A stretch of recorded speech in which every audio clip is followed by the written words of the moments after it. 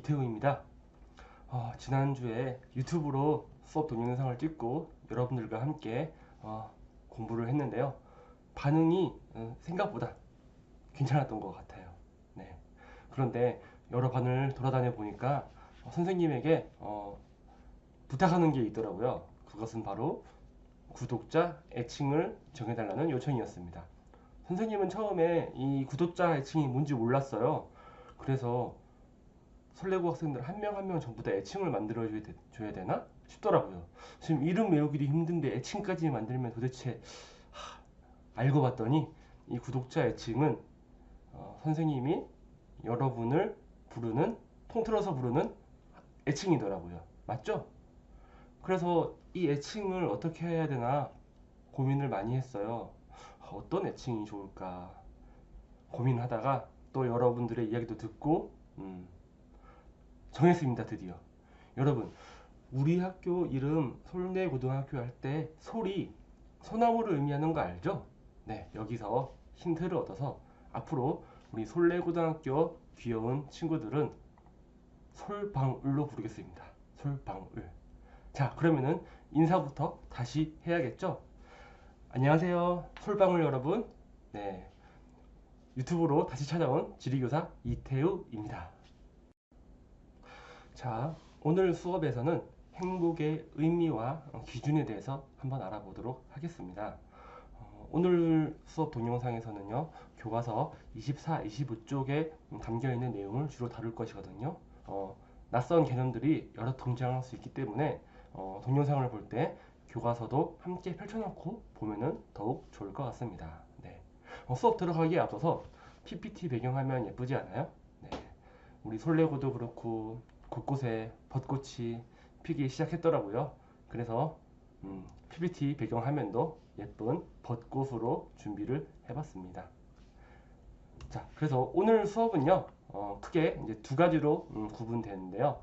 첫 번째로는 동양에서 이야기하는 행복이란 무엇인가, 그리고 다음으로는 서양에서 이야기하는 행복이란 무엇인가를 유교, 불교, 도교, 고대 그리스, 헬레니즘 시대, 중세, 근대 등으로 구분해서 알아보도록 하겠습니다. 자, 먼저 동양의 행복론입니다. 유교에서는요, 행복을 인의 실현이라고 봤습니다. 자, 인. 처음부터 좀 낯설죠? 자, 인은 한자어를 풀이하면 쉽게 이해할 수 있습니다. 인은 사람인과 두 이가 합쳐져서 만들어진 한자어인데요. 즉, 인이란 두 사람이 관계를 맺는 것에서 시작합니다. 관계는 되게 여러 가지죠. 그래서 구체적인 인의 형태도 다양하게 나타납니다. 예를 들면 부모의 자식에 대한 사랑도 인이고요. 그리고 친구 사이의 우정도 인이에요. 그리고 선생님과 여러분들 사이에서도 무언가 좋은 형태의 관계가 맺어질 수 있겠죠. 그렇다면 그것 또한 인인 거예요. 앞으로 솔방울 친구들과 선생님이 교실에서 인을 실현해서 우리 모두 행복해졌으면 좋겠습니다. 자, 다음으로 불교에서는요, 행복을 해탈의 경지에 이르는 것으로 설명했어요. 자, 해탈을 알기 위해서는 불교의 윤회사상을 알아야 돼요. 자, 불교에서는요, 죽음은 새로운 삶의 시작이에요. 지금 이 생의 삶이 마무리되면은 또 무언가로 태어나고요. 그 삶도 마무리되면은 또 무언가로 태어나서 계속 반복되는 것이죠. 자, 그런데 이 삶의 반복이 고통의 연속이기 때문에 불교에서는요, 이 윤회의 굴레에서 벗어나는 것을 해탈이라고 봤습니다. 해탈에 이르게 되면은 집착과 번뇌에서 자유로워진다고 본 것이죠. 즉, 이러한 상황에 이를 수 있는 경지를 바로 행복이라고 본 것입니다. 자, 마지막으로 도교에서는요, 자연 그대로의 모습으로 살아가는 것을 행복이라고 봤습니다. 네, 도교를 이야기할 때면은 무위자연이라는 사자성어도 자주 등장하거든요. 네, 사람의 힘이 가해지지 않은 자연 그대로의 모습을 무위자연이라고 합니다. 예를 들면은 선생님은 지금 잠자다가 일어나서 머리만 감고 수업 동영상을 촬영하고 있거든요. 아주 자연스럽죠. 바로 도교에서 말하는 행복한 상태인 겁니다. 지금까지 동양의 행복론을 유교, 불교, 도교로 구분해서 알아봤는데요. 서양의 행복론은 시대순으로 구분해서 같이 공부해 보도록 하겠습니다. 자, 먼저 고대 그리스의 행복론입니다. 자, 고대 그리스의 아리스토텔레스는 이성의 기능이 발휘되는 것을 바로 행복이라고 보았습니다. 왜냐하면 이성은 사람만이 지닌 특별한 기능이거든요. 네. 아리스토텔레스는 기능을 몇 가지로 구분했는데요. 첫 번째 기능은 생명의 기능입니다. 자, 이 생명의 기능은 식물도 가지고 있는 기능이지요. 두 번째로 감각과 운동의 기능은 사람뿐만 아니라 동물도 가지고 있는 기능입니다. 자, 식물, 동물과 구분될 수 있는 인간만 가지고 있는 기능이 바로 이성의 기능이고요. 이 이성의 기능을 우리가 온전히 발휘할 수 있을 때 그때 행복이라고 봤습니다. 자, 그런데 우리 솔방울 친구들은 식물이죠. 그래서 생명의 기능만 다해도 우리는 행복할 수 있을 것 같아요. 생명의 기능의 대표적인 예가 뭐냐면요, 음식물 섭취예요. 밥을 먹어야지 우리가 생명을 유지할 수 있잖아요. 그래서일까요? 솔방울 친구들 가장 행복한 순간은 매점 앞에 줄 서 있을 때인 것 같습니다. 맞죠? 자, 다음으로 헬레니즘 시대의 행복을 알아보겠습니다. 자, 헬레니즘 시대의 행복을 알기 위해서는요, 당시의 시대적 배경을 알아야 돼요.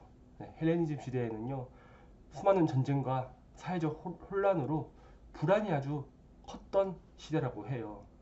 자, 헬레니즘 시대는요, 에피쿠로스 학파와 스토아 학파로 구분해서 행복을 알아볼 수 있습니다. 자, 먼저 에피쿠로스 학파는요, 쾌락주의라고도 불려요. 자, 왜 쾌락주의냐? 이들은요, 선과 악을 쾌락이 있느냐, 쾌락이 없느냐, 즉 불쾌하냐로 구분했거든요. 즉, 선한 상태는 쾌락이 있는 상태이고, 그렇기 때문에 쾌락이 있는 상태가 바로 행복인 것이죠. 그렇다고 해서 이 에피쿠로스 학파가 쾌락을 위해서 무언가를 하자, 해야 된다, 이렇게 말한 것은 아니에요. 소극적 행복을 주장했거든요. 자, 우리 한번 배경을 떠올려 봅시다. 다시 전쟁과 사회적 혼란으로 불안이 되게 많은 시기였죠.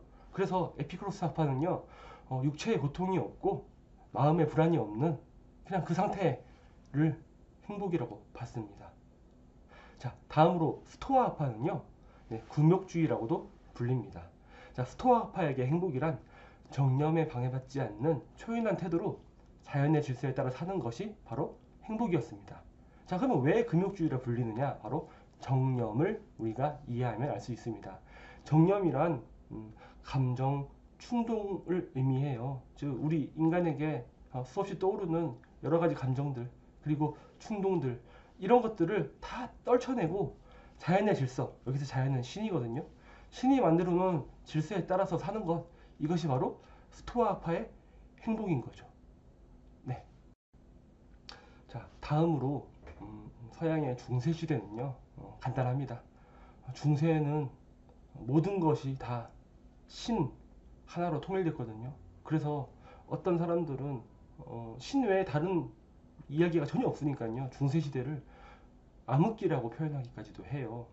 자, 이러한 상황의 시대에서 중세 시대의 행복은 뭐냐면요, 신앙이 제일 중요했고요. 그 신앙을 바탕으로 신과 하나가 되는 삶을 살 수 있을 때 그것을 행복이라고 보았습니다. 자, 이제 근대로 넘어옵니다. 자, 첫 번째 근대, 의무론입니다. 자, 칸트의 이야기를 한번 들어볼 텐데요. 자, 칸트는 행복을 자신의 복지와 처지에 만족하는 것을 행복이라고 봤습니다. 자, 근데 모든 사람이 그냥 복지와 처지에 만족한다고 해서 행복할 수 있는 게 아니에요. 자, 의무론이라고 이야기했죠. 자, 칸트는 조건을 답니다. 무엇이냐면은 도덕 법칙을 실천하는 사람만이 행복을 누릴 자격이 있다는 것이죠. 그러니까 예를 들자면 도둑질로 엄청난 재산을 축적해 놓고 나는 내 자신의 복지와 처지에 만족해 하는 것은 행복이 아니라는 것이죠. 자, 서양에서 근대 두 번째, 공리주의입니다. 대표적인 학자로는 벤담과 밀이 있는데요. 이들은 행복을 쾌락이라고 봤습니다. 자, 쾌락이 또 나오네요. 네, 헬렌즘 시대의 에피크로스 학파와 연결을 할 수가 있겠죠. 자, 공리주의에서는요, 이 말이 아주 유명해요. 자, 무슨 말이냐면은 최대 다수에게 최대의 행복을 가져다주는 행위를 추구해야 한다고 공리주의자들이 많이 주장을 했습니다. 자, 그런데 이 최대 다수에게 최대 행복이란 말은요, 번역이 잘못되었을까요? 많은 사람들에게 오해를 불러일으키기도 해요. 이걸 그냥 문장 그대로 해석하면은요, 다수의 행복을 위해서 개인의 어떤 뭐 권리 또는 뭐 행동 이런 것들이 제한받을 수도 있다고 생각할 수 있잖아요. 자, 그런데 당시의 공리주의자들은요, 그렇게 생각하지 않았어요. 중요한 거는 개인이었거든요.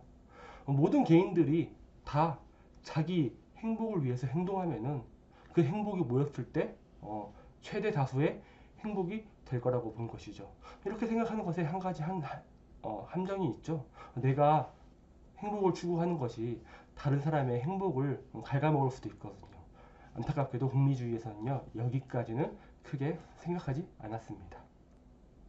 자, 그러면은 오늘 공부한 내용을 한번 정리해 보겠습니다. 오늘 좀 다소 딱딱하고 어려웠죠. 특히 이런 공부를 할 때는요, 공부한 내용을 스토리로 엮어보면은 이해가 잘 되고 기억에도 오래 남거든요. 그래서 선생님 예시를 한번 들어볼게요. 성현들의 어려운 말을 행복이라고 배우는 것은 자연스러운 모습이 아닌 것 같아요. 도교. 이제 이런 단어들의 해탈의 경지에 오를 때도 되었는데 쉽지 않네요. 불교.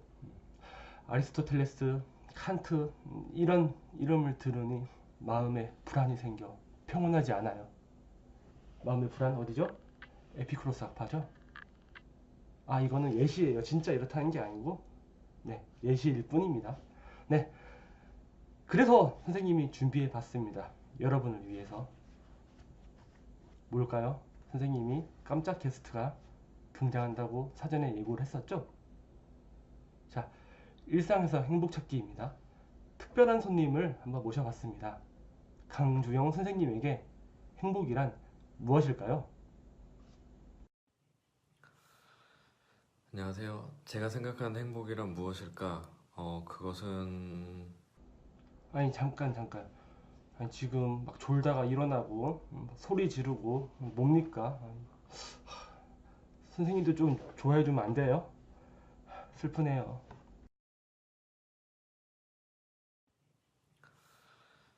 안녕하세요. 제가 생각하는 행복이란 무엇일까? 그것은 짜잔. 퇴근 후에 먹는 치킨, 그리고 옆에 따라 놓은 와인 한 잔. 저녁에 퇴근해서 이렇게 여유 있게 치킨 먹으면 너무 좋은 것 같습니다. 이게 저에게는 행복입니다. 저는 가슴살보다는 닭다리살이 좋습니다. 아,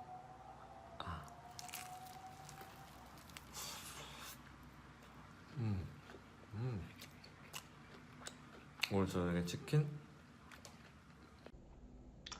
아, 강주영 선생님 너무 감사합니다. 처음에 선생님이 동영상을 좀 부탁했을 때 그렇게 썩 반기지 않았어요. 강주영 선생님이 창피하니까요. 근데 선생님이 우리 솔내고 아니죠, 솔방울 친구들 수업을 위해서 필요하다 부탁 좀 드린다 했더니 그렇다면은 내가 당연히 해야 되는 게 아니겠냐 하면서 흔쾌히 영상을 촬영해 주셨습니다. 네, 다시 한번 강주영 선생님 감사합니다. 네. 자, 그럼 다음 교사 이태우에게 행복이란 무엇일까요? 저는 요즘 솔방울과 함께하는 수업 시간이 너무나 행복합니다. 거짓말 아닙니다. 진짜 레알 참트루 정말이고요. 사실 무슨 얘기를 하고 싶었냐면은 행복해지기 위해서는요, 아니 행복한 삶을 살기 위해서는 다른 사람과 비교를 하지 않아야 될 것 같아요. 때로는 내가 절대 노력해서 얻을 수 없는, 아니 다른 사람은 그냥 태어나면서 가지고 있는 어떤 것들이 있거든요. 그런 것들을 비교하면서 나는 왜 이럴까, 나는 왜 이럴까 생각하게 되면은 제 아무리 노력해도 절대 행복해질 수가 없는 것 같아요. 사실 이거는 선생님도 잘 못하는 거거든요. 그래도 의식적으로 다른 사람과 비교하지 않고 내 주어진 환경 속에서 의미를 찾고자 나름 노력하고 있습니다. 오늘 수업을 준비하다 보니까요, 이 부분은 어느 정도는 칸트가 이야기했던 행복론과 조금은 닮은 점이 있는 것 같네요. 자, 이상으로 오늘 수업 영상 마치겠고요. 우리 솔방울 친구들은 끝나지 않았죠? 클래스룸 과제 잊지 말아주세요. 지난주에 여러 친구들에게 피드백을 받아본 결과 선생님 수업 때문에 생각보다 너무나 많은 고민을 했다는 친구들이 있더라고요. 항상 이렇게 빡빡하게 나가면 지치기 쉽겠죠? 그래서 이번 클래스룸 과제는 아주 쉽게 마우스 클릭으로 끝날 수 있게 준비했거든요. 우리 솔레고등학교 1학년 1반부터 6반까지 모든 학생들이 클래스룸 과제를 제출하고 수업 시간에 만날 수 있으면 좋겠습니다. 네, 이상으로 이번 강의 마치도록 하겠습니다. 다음 시간에 만나요.